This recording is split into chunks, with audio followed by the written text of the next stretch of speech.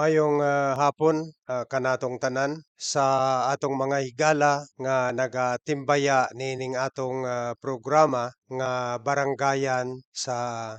radio station RPN DXDX General Santos. Gusto lang nato i-announce, ipahibalo sa tanan nga sa pipila ka adlaw nang naglabay nag-create kita og ang atong personal nga YouTube account kung asa atong gina-post ang kining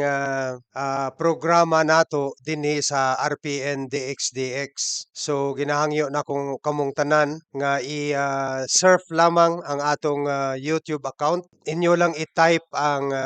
mag-click mo og YouTube unya i-type nyo ang keyword nga Ben Sumugoy o diha inyo nang makita ang atong YouTube account. So ginahangyo nako kamong tanan nga mag-subscribe niining atong bag-o nga YouTube account nga Ben Sumugoy. Unya i-view na ninyo ang atong discussion dinhi sa RPN DXDX General Santos usa kini ka one of the major radio stations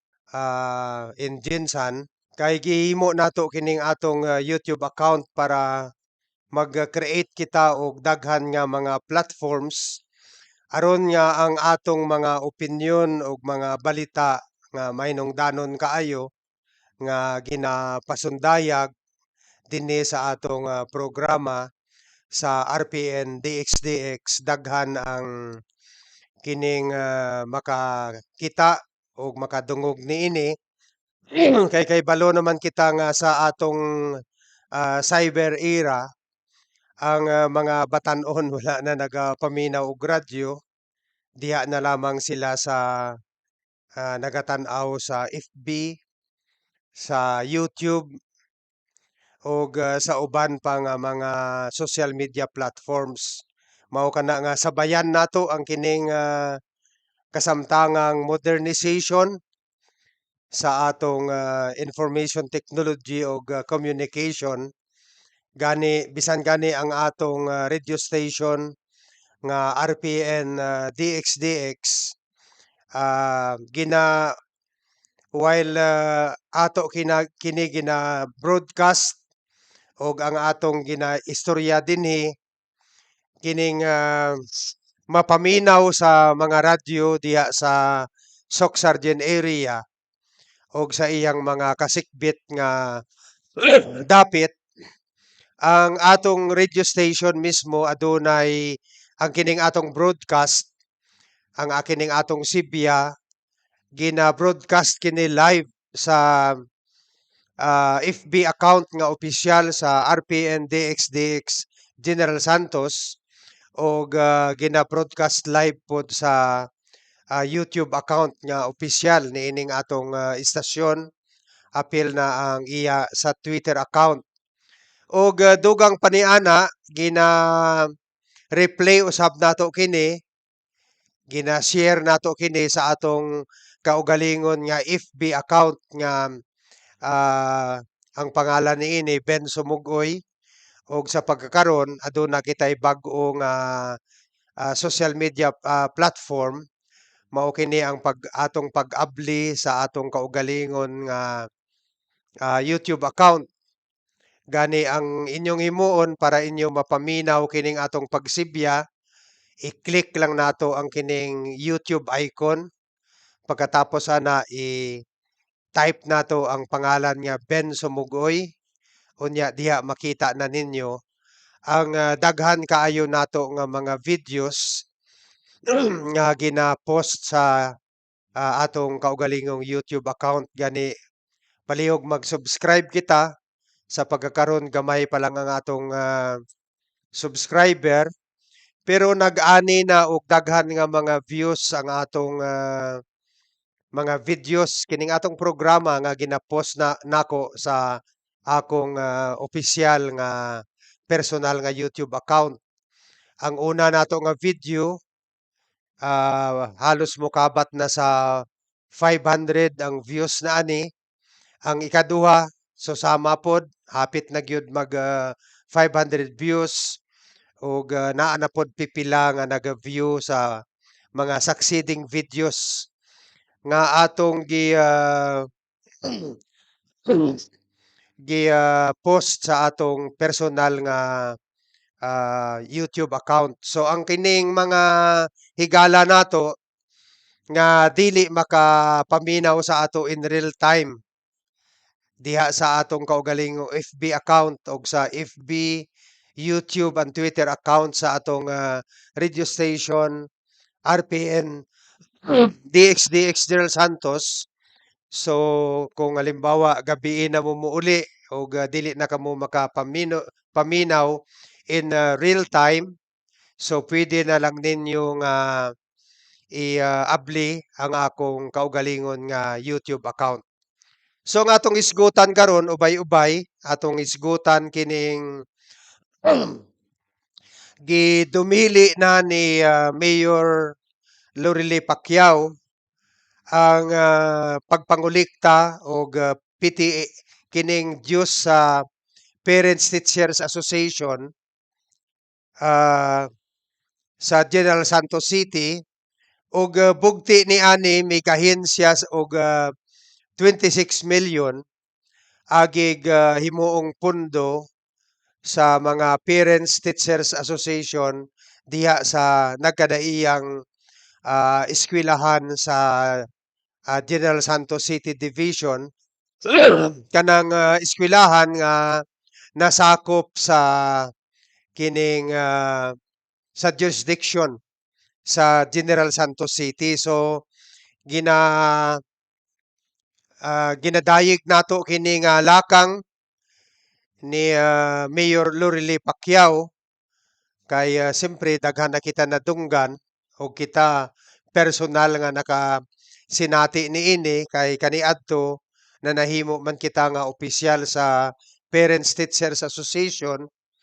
sa sa usa ka eskwelahan dinha sa Jensan ug ang kining ginatawag nga PTE funds usahay mao kini ang nanahimong kagikanan sa korupsyon diha sa daghan nga mga Parents Teachers Association. So maayo kani nga kaya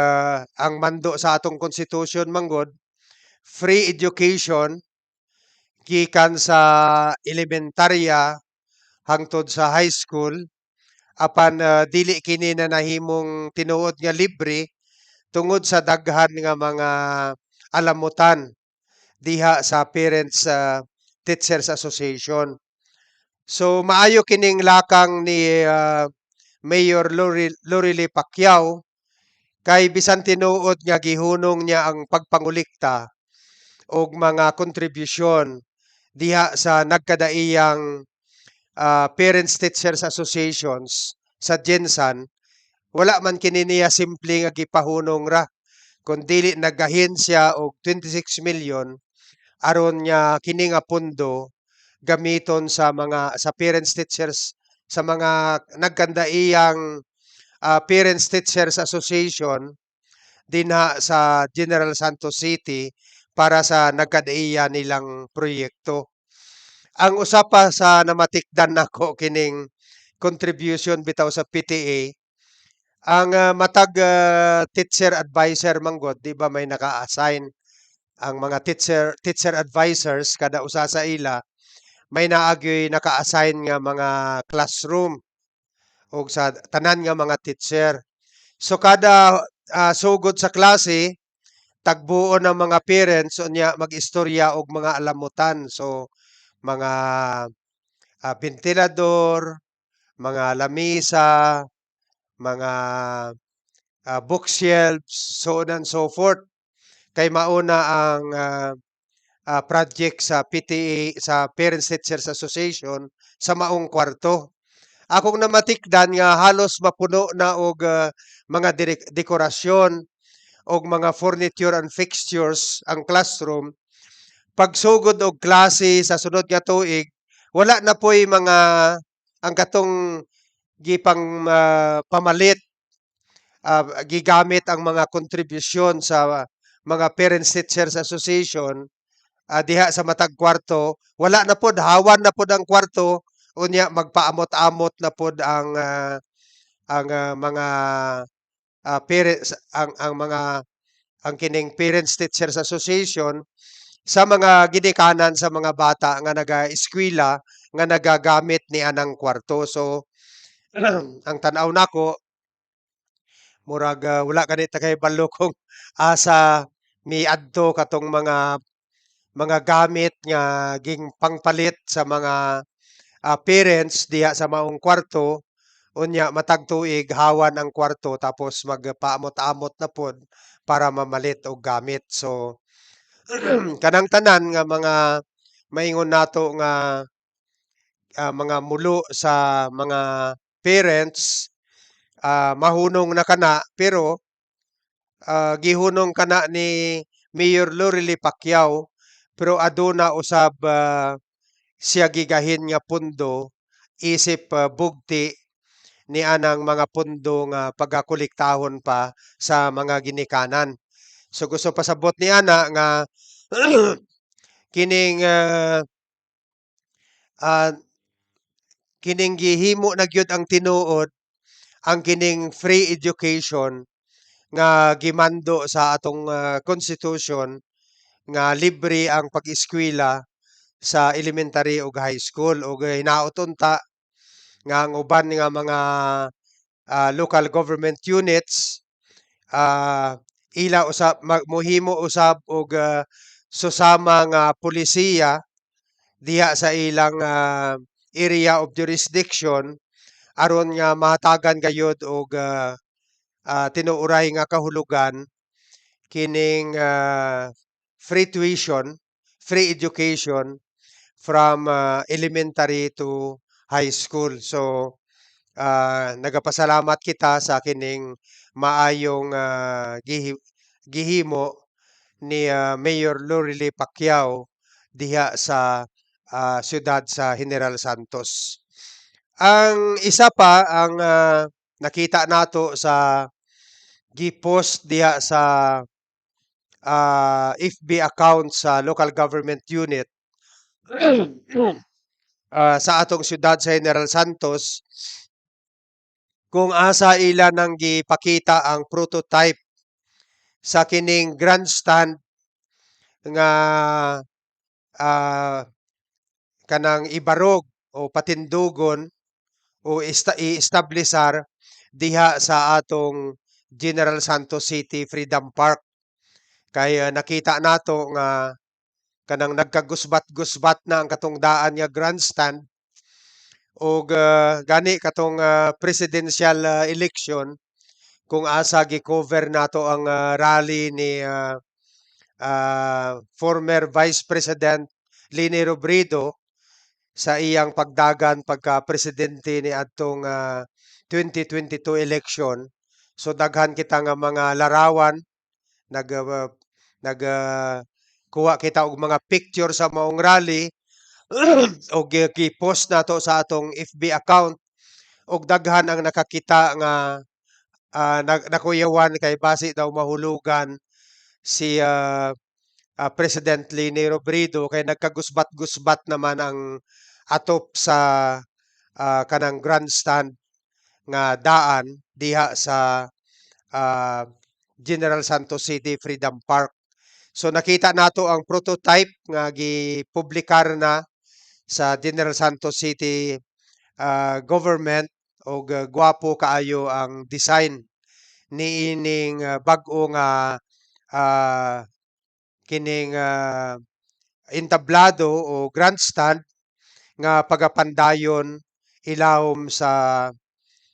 panggobyerno ni Mayor Lorely Pacquiao og kini adunay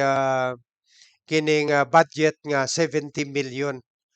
Ang kining atong grandstand manggod, ang atong grandstand sa Freedom Park, murag mauna ang kwan ang soul of General Santos City nga kinahanglan ayuhon nato kana kung aduna kitay mga kanang mga festivals labi na gyud sa Gensan may naa kitay upat ka major festivals kining Yaman Gensan, kining kalilangan, kining Paskuhan sa Jensan o kining Tuna Festival, ang mga rallies kung asa nagaimbita kita og daghan nga mga tourist og daghan nga mga government officials, diha magyud himuon sa Freedom Park o ginagamit kana nga grandstand. Og dili kaayo maayo para sa kanang mga turista ug sa mga opisyal nga mogamit ni anang entablado nga nagkagusbat-gusbat ang entablado sa o grandstand diya sa atong Freedom Park. So tungod kay kana representasyon man sa sa General Santos City didto sa mata sa tibuok nasod ug sa tibuok kalibutan, kinahanglan nga ayuhon nato kana og ginadayeg nato pag-usab si Mayor Lorelie Pacquiao sa iyang paggahin og 70 million pesos aron magpahimo og bag-o nga grandstand diha sa General Santos City Freedom Park. Og makita nato nga daghan ang mga naka-line up nga mga proyekto sa administrasyon ni Lorelie Pacquiao. Gawas niya ng patindog og bag-o dako kaayo nga City Hall building. Adunay pagahimuon usab og kini adunay budget nga kanang wellness building diha sa kilid sa kanang patindogon o pandayon nga grandstand diha sa Freedom Park. So ang kining wellness building aduna kini mga himan nga gamiton sa mga tao sa pag-exercise o sa tanan nga mga activities para sa maayong panglawas. Diha kana ibarog sa kaning kanhing General Santos Flower Garden diha sa kilid sa katungdaan nga General Santos City Park nga grandstand. So usa-usab kini ka maayong proyekto ilawom sa administrasyon ni Mayor Lorelie Pacquiao. Murag nabalitaan nato nga na-suspend o gihunong ang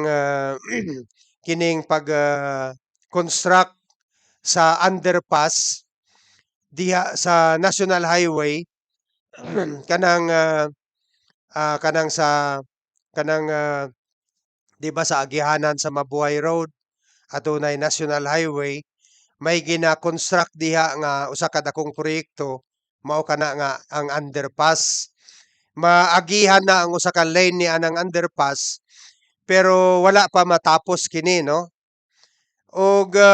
atong namatikdan sa diha nga wala pa kita nakahawa didto nga nag-adto kita dinhi sa Central Asia. Murag nakita nato nga hinay kaayo ang construction. Halos pipila na lamang katawo ang nagatrabaho og ako isip nakatrabaho og 19 years sa atong local government kabalo na ko sa mga style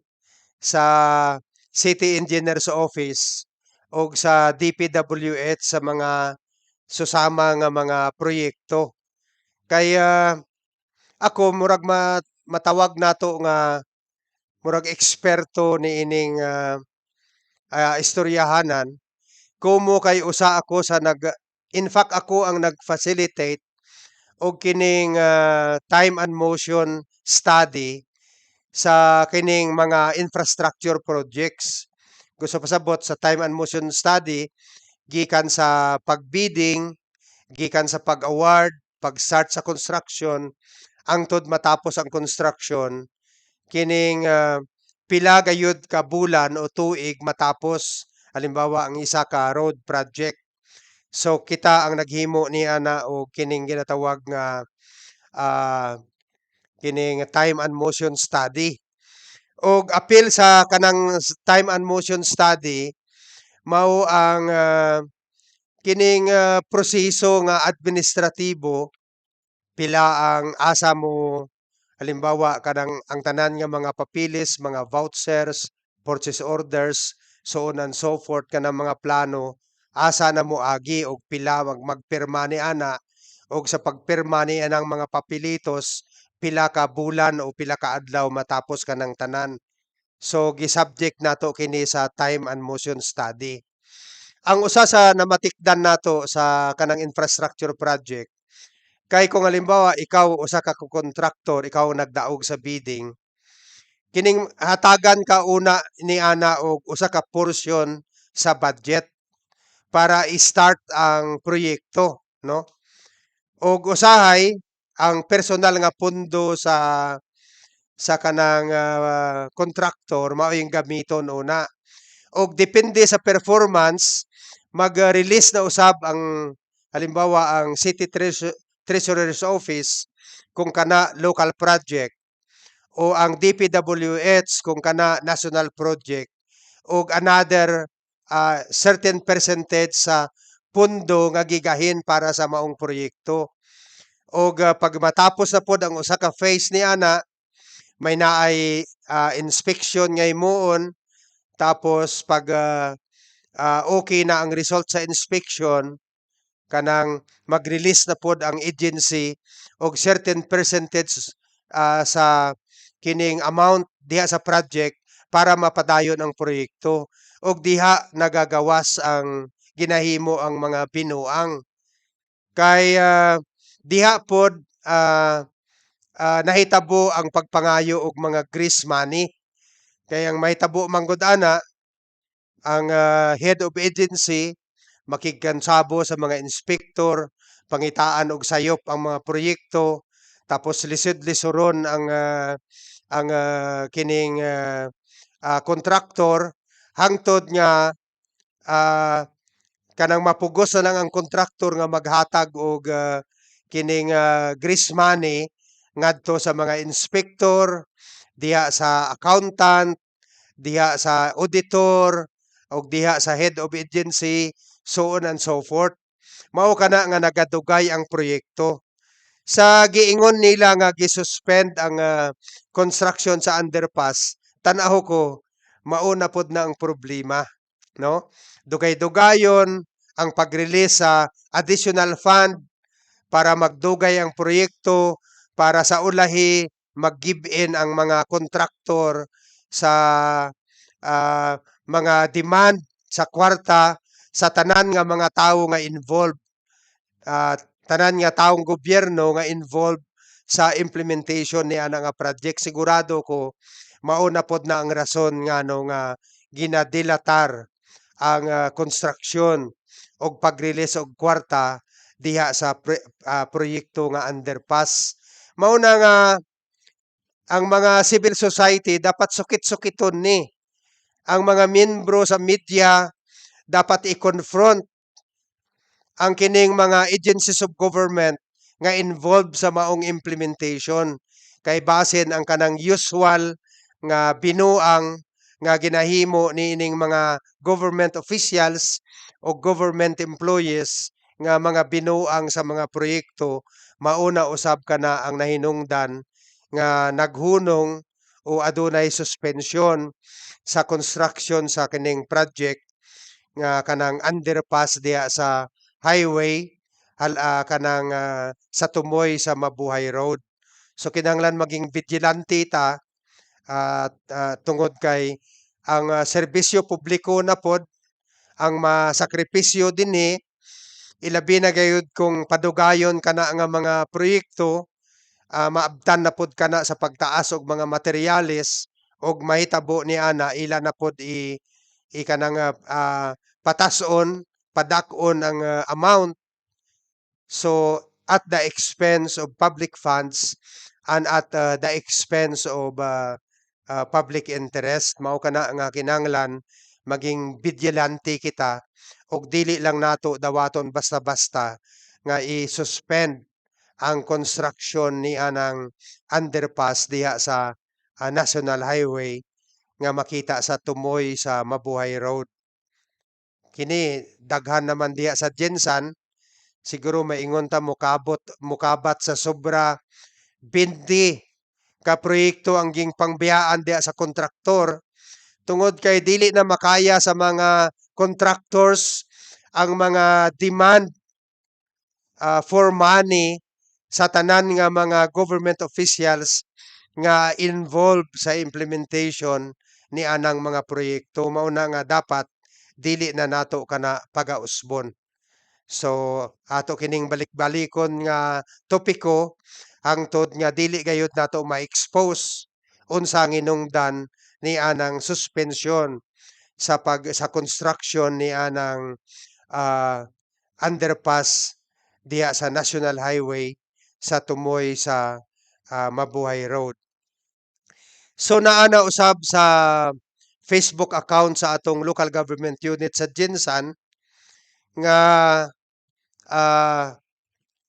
pagkatapos kay katong 'di ba nagsara kining amping office sa Jensan tungod atong wala pag-approve sa pundo sa sangguniang panlunsod ni atong panahon nga mayoriya pa ang oposisyon diha sa atong sangguniang panlunsod og sa ang kining amping manggod sa matag kining end of the year, end of the budget period, nagasara kini kadali aron sa pag-ayo sa report, ayuhon ang mga papilis, pero sa pagkakaron abli na usab ang amping office. Kining mga taga ang mga dili taga Jensan nga wala na kahibalo niini, ang kining amping office usa kini ka special office nga gimugna aron nga maghatag og hinabang una niadtong mga namatyan nga walay ikasarang sa pagpalubong sa ilang nagtaliwan nga mahal sa kinabuhi,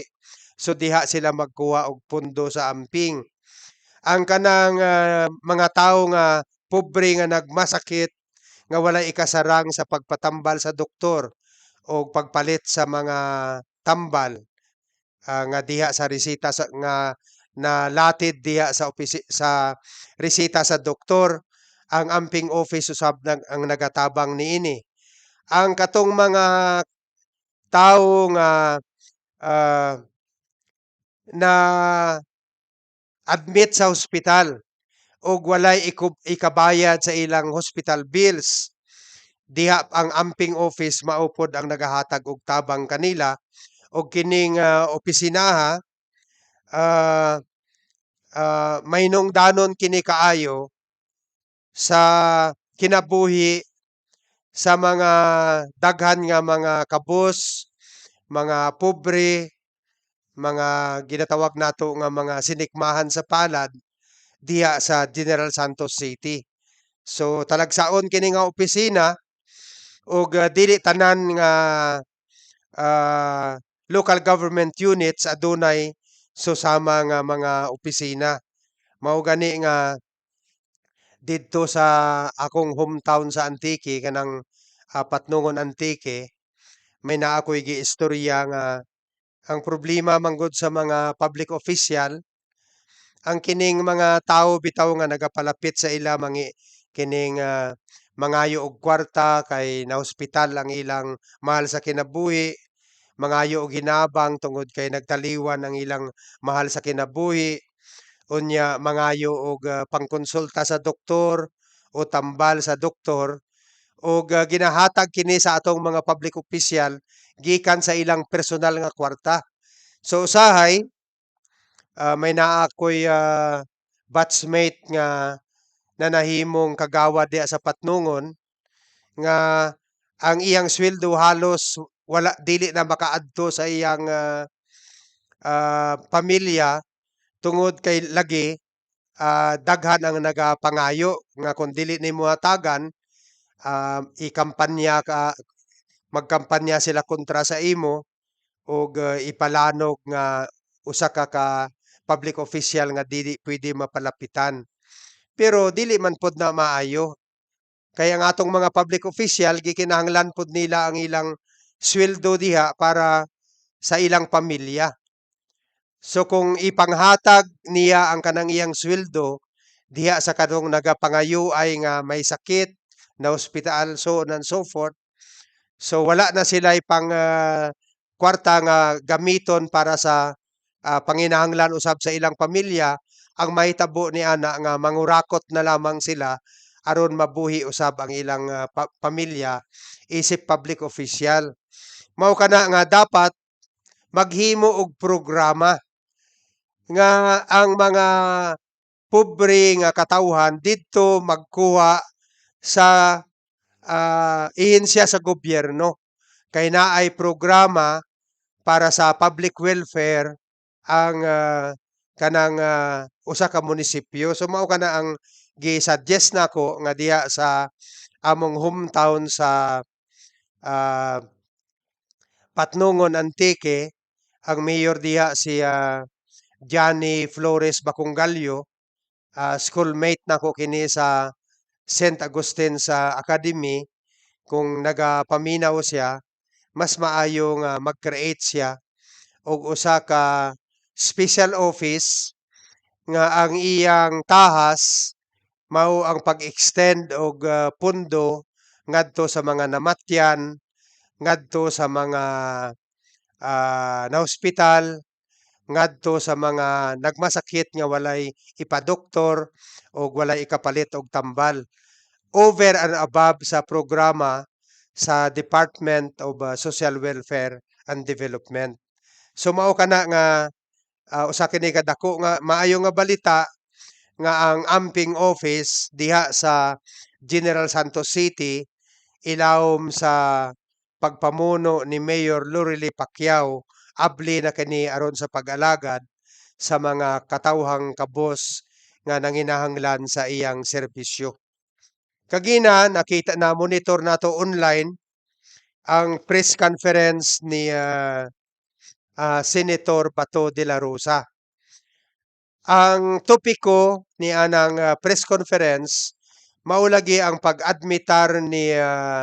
Justice Secretary Boying Remulla nga nagsugot na sila nga pasudlon ang mga investigador sa International Criminal Court aron nga ilang maimbestigahan dinhi sa atong nasod ang katong mga pagpatay sa panahon ni Duterte kung asa ang number one nga implementor niini pinaagi sa Operation Tukhang o sa Operation Double Barrel mao si kanhing police chief General Bato de la Rosa nga karon usa na ka senador. Og ang kining press conference nga gipatawag ni Senator Bato de la Rosa o Ronald de la Rosa agig reaksyon usab sa pronouncement ni Senate ni kaning Senator Sani Trillanes nga sa pagkatinuod lang natapos na ang investigasyon sa ICC, nakaanhi na sila diri, nakapauli na sa maong pagpatay involving at least sa mga principal nga tigpasiugda sa mga dinaghan nga pagpatay sa panahon ni kanhing presidente Rodrigo Roa Duterte. Kay balo naman kita more or less 38,000 ang gipamatay by riding in tandem criminals. Apil na ang pagpamatay pinaagi sa sniper fires. Duha ka mayor ang gipatay ana, usa ka abogado, sniper ang nagpatay, unya ang iyang bana, no? Og more or less 8,000 ang gipamatay sa panahon sa police operation nga siyempre daghan ang mga sirkumstansya nga nahibaw-an nato nga ang kanang riding in tandem ang uban kanila mga police officers. In fact ang katong nagpatay sa usa ka babae nga environmentalist nga sa diha nga gipusil nila may naay pulis nga nakakita unya gigukod sila og nagpusilanay hangtod nga nadakpan sila og didto nahibaw-an nga sila mga police officers nga graduate sa Philippine National Police Academy, PNPA. So ang mga riding in tandem sa daghan nga mga sirkumstansya nadiskubrihan nga sila mga police officers, no? Ah, didto sa maong press conference, klaro kaayo nga bisan nagaingon si Senator Bato de la Rosa nga dili siya mahadlok, pero klaro sa iyang nawong nga hadlok siya. Og didto murag ko gani nahamuot kay nag-ingon siya nga dapat magpakalalaki si President Bongbong Marcos nga kung tinuod nga nagsulod dinhi ang mga investigador sa ICC dapat dili isekreto, istoryahan mi. So ang akong una-una kung diri unta sa akong atubangan si Senator Bato de la Rosa, ako unta ipangutana sa iya sa diha nga naglunsad kamo og pagpamatay ni anang mga gagmay nga mga drug offenders nga gisuspitsahan ninyo, gipangutana ba ninyo kung may sala ba sila o wala? Gi-inform ba ninyo sila ngano nga sila gipatay og karon ikaw nagademand sa atong gobyerno nga kinahanglan mo tabang ang gobyerno sa inyo pinaagi sa pag-inform sa inyo kung unsa gayud ang nahitabo kung naka-imbestiga na ba dinhi ang mga investigador sa ICC o wala pa. So mao kana nga ginatawag bitaw nga crime does not pay. Kay ako nagatuon ko nga may naay divine justice eh. Dako gyud ang akong pagtuo nga adunay divine justice. Kay imposible man nga mahitabo sa atong kinabuhi nga ang usa ka tawo maghimo og daghang krimen, magpatay og dinaghan sa iyang mga isig kaingon. Unya mamahimo lang siya nga maging malipayon, manginabuhi og abundansya, unya i-enjoy niya ang tibuok niyang kinabuhi nga nga bisan pa sa luyo sa kamatuoran nga siya naghimo og daghan nga pagpamatay. Kay kung walay divine justice, ang atong Ginoo pwede na to maingon nga dili Ginoo sa hustisya. O gani pwede nato i-question kung aduna ba gyud Dios kung wala kung ang katong mga tawo nga nagahimo og daghan nga mga patay mamahimo lang malipayo nga maging malipayon sa tibuok niyang kinabuhi pagkatapos nga gihimo niya ang mga pagpatay og daghang mga tawo. So ako mao na nga ako hugot ako nga nagatuo nga aduna gayoy ginatawag nga divine justice. Ilabi pa nga kining dili kini basta-basta nga pagpamatay. Kay ginahangyo nako para mahibaw-an ninyo kung unsa ngano nga dako gyud ang akong objection sa katong extrajudicial killings nga nanghitabo sa panahon ni Duterte. Paminawa ninyo ang Vera Files diha ra sa YouTube. I-type niyo ang Vera Files tapos kining interview of Dr. Antonio Montalvan III kang SPO1 Arturo Las Cañas. Dito ninyo makita kung ngano nga ang ICC aduna gayoy kasibot sa pag-imbestiga niini kay adunay duha ka rason nga makita sa maong mga pagpamatay ngano nga gilunsad kining Operation Double Barrel o kining Operation Tukhang. Una, aron nga ang mga Duterte makaangkon og kining political capital kay tungod kay gikumpinsi nila, gihaylo nila ang katawhan sa atong nasod nga maayong ilang gihimo kay ang katong ilang gipamatay katong mga perwisyo sa katilingban.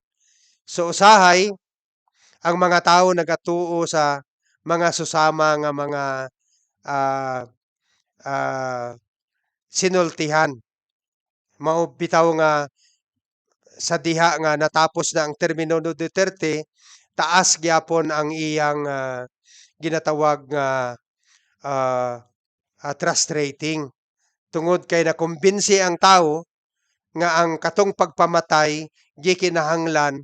para sa kaugmaon sa atong mga anak ug sa kahapsay ug kalinaw sa atong nasod. Og ang ikaduha nga ano nga gilunsad ang pagpamatay aron nga kanang himuon niya cover up sa complicity sa mga Dutertes ug sa iyang mga minions diha sa ginatawag nga drug trading dinhi sa atong nasod. Tungod sa daghan nga mga sirkumstansya nga naklaro nga ang katong mga suspitsado nga drug lords, mga barkada kini ni President Duterte, mga barkada sa iyang anak og kakonsabo sa daghan nga mga ah, drug trading dili lamang sa Davao kundi sa atong tibuok nasod, no? Ah, gani kay balo naman kita nga ang katong nanahimong kakonsabo ni President Rodrigo Roa Duterte sa katong 11 billion Farmally scandal, duha ni adto ang mga suspected drug lords sama ni Michael Yang ug ni Alan Lin ug ang duha ni adto usab mga fugitives didto sa Thailand ug sa Taiwan nga adunay salaod sa ginatawag nga financial fraud ug adunay mga warrant of arrest didto sa ilang kaugalingong nasod ug uban pa nga mga CD characters. So mao kana nga sumala pa kang Senator Sonny Trillanes by the third quarter of this year ma-issue na ang warrant of arrest kang President Rodrigo Duterte ug uban pa niya nga mga principal suspects sa maong pagpatay. Apil diha si Vice President Sara Duterte, si Senator Bato de la Rosa, si Senator Christopher Bongo ug uban pa nga mga pulis ug civilian ug mga sibilyan nga involved sa maong pagpamatay sa panahon ni President Rodrigo Duterte. So gamay na lang atong panahon pero ugma ipahigayon na ang Senate investigation sa sex and human trafficking, apil na ang sexual violence o sexual abuse nga akusa kang Pastor Apollo Kibuloy kay daghan naman ang nagtestimonya diha sa Senado, daghan na ang mga testigo nga mitumaw nga magpamatuod sa mga panlugos, mga sexual violence and sexual abuse o ang sex and human trafficking involving women and children diha sa Davao ug apil na ang susamang salaod nga kung asa giakusahan usab didto sa Estados Unidos kini si Pastor Apollo Kibuloy. Mao kana nga obserbahan nato kung siya motuo sa sumon imbitasyon sa Senado nga mag-apil niya ng hearing nga gipatawag ni Senator Risa Ontiveros. Kay kita excited sa kining investigasyon kay dili lamang si Apollo Kibuloy ang usa ka tawo nga nagpaila-ila nga siya anak sa Dios, nga siya Ginoo nga tag-iya sa kalibutan og nagpaila nga naghimo og mga claims nga siya ang tag-iya sa atong kalag, nga dili mahilangit ang atong kalag kung dili niya pirmahan ang sertipiko aron dawaton kita didto sa langit, nga giimbestigahan sa Senado. Si Terence Kilario alias Senyor Aguila nga nagpaila-ila usab nga siya Dios, nga siya si Santo Niño, kini si Terence Kilario pagkatapos nga gipaimbestigahan ni Senator Risa Ontiveros diha sa Senado, naa na karon napanlod sa prisuhan. Apil katong daghan pa niya nga mga kauban nga nakigkonsabo sa iya sa paghimo og daghan nga mga krimen, apil na ang pagpang-abuso sa mga babae o pang-abuso sa mga batang babae. So usa kini ka awkward nga sitwasyon kung asa katong mga kunoy religious leader sama ni Apollo Kibuloy nga nagpaila nga siya anak sa Dios, the second coming of Christ, nga siya Dios nga tag-iya sa kalibutan ug atong mga kalag, giakusahan niining panlugos og paghimo og sexual violence and exploitation against women and children. Dili lamang diya sa Davao, kundi apil na sa Estados Unidos. In fact, may naa pa siya kaso nga dollar smuggling and dollar salting didto sa Estados Unidos, nga kung asa na isyuhan na siya og warrant of arrest, gidungog-dungog gani nga mag-apply na og kining unsa gani pagtawag ani, kining extradition proceedings ang Estados Unidos aron nga pagadakpon dinhi sa Pilipinas kini si Pastor Apollo Kibuloy og pagadad-on didto sa Estados Unidos aron didto siya kining taralon sa mga krimen nga iyang gihimo didto sa maong nasod. Gani ginahangyo nato ang tanan nga atong i-monitor diha sa atong social media ang kaning investigation nga naka-schedule ugma batok kang Pastor Apollo Kibuloy og ang iyang mga kauban sa mga kaso tali sa panlugos, sexual violence and exploitation, sex and human trafficking involving women and children. So mao kana ang kining mga developments dinhi sa atong nasod og padayon kita nga nagahangyo sa sangguniang panlunsod sa Gensan nga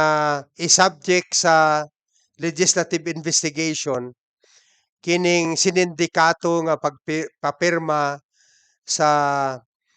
petisyon para sa amendahan ang atong konstitusyon diha sa Gensan, pinaagi sa pagpangsuhol sa mga katong mga tawo nga mopirma og pinaagi sa paghimo og requisitos ang distribusyon sa mga welfare assistance ngadto sa katawhan, gihimo nga requisitos sa pagpapirma ni adtong petition para mapahilo na kining People's Initiative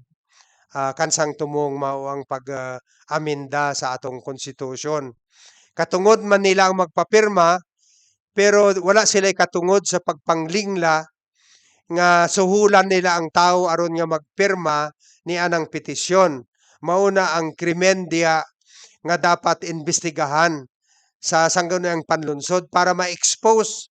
kinsa ang nagahimo nining pagpipirma sa petisyon sa sindikato nga pamaagi nga wala naglunsad og gingbuhatong pang-edukasyon, walay mga meetings, walay mga rallies, walay eksplanasyon diha sa mga radyo ug telebisyon, wala nagpaila kung kinsa man ang nagpasiugda ni anang mga pagpapirma sa petisyon may kabahin niining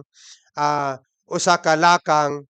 nga ginatawag nga People's Initiative for the purpose of amending the Constitution. So,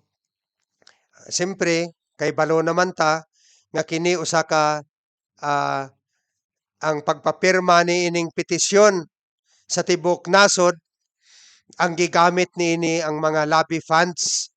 sa mga Chinese corporations o uban pa nga mga foreign corporations aron nga hatagan sila og katungod